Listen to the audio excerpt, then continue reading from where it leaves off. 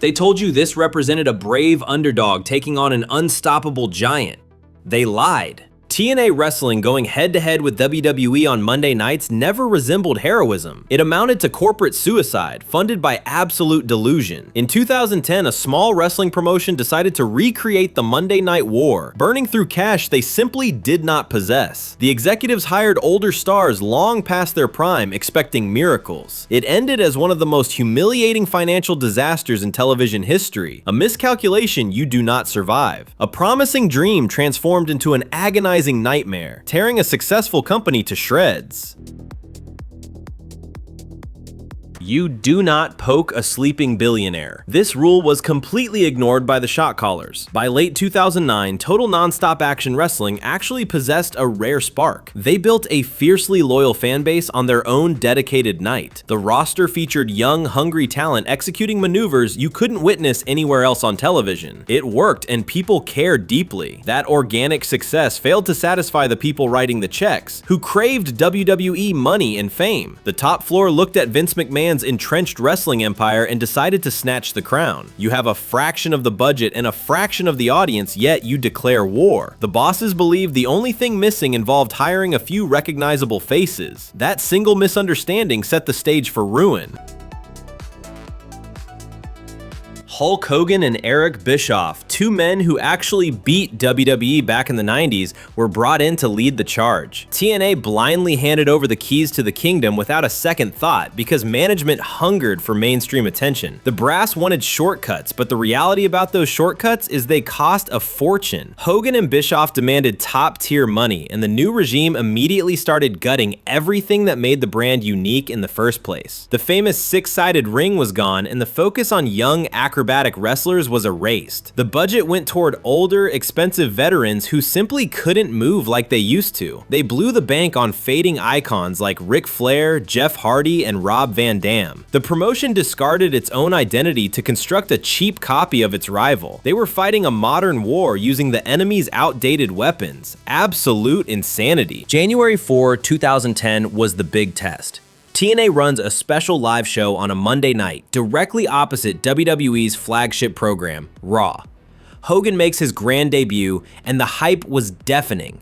The Giant did not just sit back and watch. WWE hit the panic button and brought back Bret Hart on the exact same night. The upstart company pulled in over 2 million viewers, setting a company record. Management looked at those numbers and popped champagne, feeling invincible.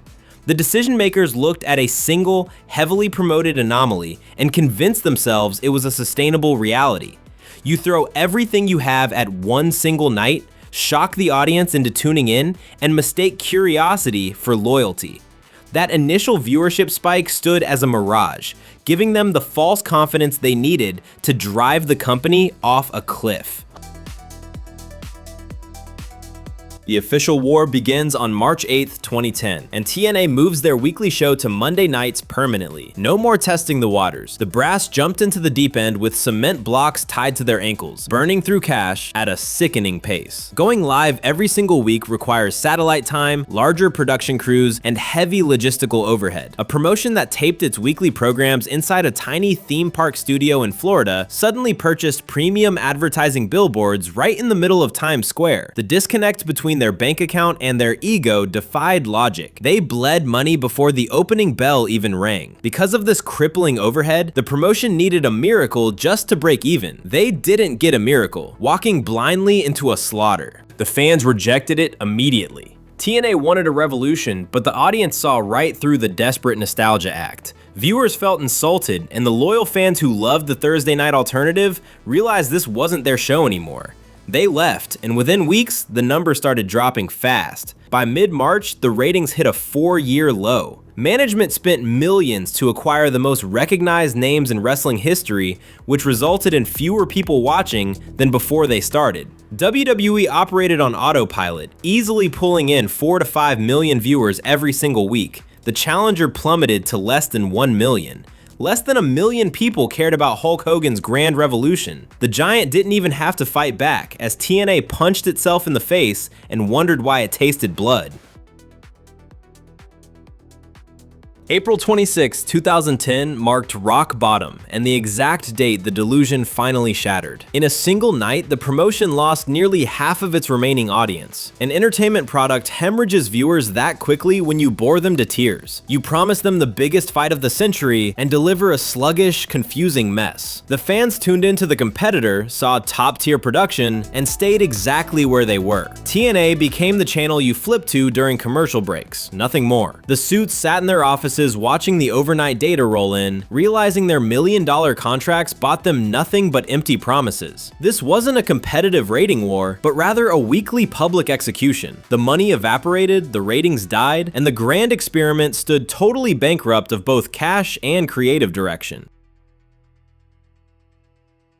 Surrender came quietly on May 3, 2010, less than 9 weeks after starting the conflict. The leadership team waved the white flag, and President Dixie Carter released a statement announcing the show would retreat back to Thursday nights effective May 13th. She claimed fans simply preferred Thursdays, an insulting piece of fiction that nobody believed. The truth stood written in red ink across their accounting ledgers. The company lost terribly, and the parent organization finally stopped the bleeding. The total duration of the new Monday Night War was a handful of weeks.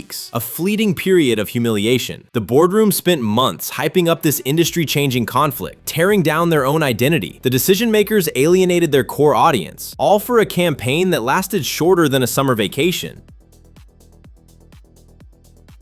The aftermath proved catastrophic, as analysts consistently call this specific era a historical financial joke. The parent company, Panda Energy, reportedly absorbed tens of millions of dollars in losses just to keep the doors open. The owners funded a fantasy, as you cannot buy a victory against a half-century monopoly by hiring their retired cast-offs. That strategy failed spectacularly. Year after year, the energy conglomerate absorbed heavy hits, covering up the mistakes made during this brief fever dream. Instead of shifting the balance of power in professional wrestling, TNA provided a masterclass in terrible business strategy. The higher-ups overpaid for aging stars, ignoring the loyal fans who actually paid the bills. The front office proved exactly what happens when ego dictates your financial strategy. These shot callers aim to write history, ending up as a cautionary tale taught to sports business students, while a fortune burned to ashes.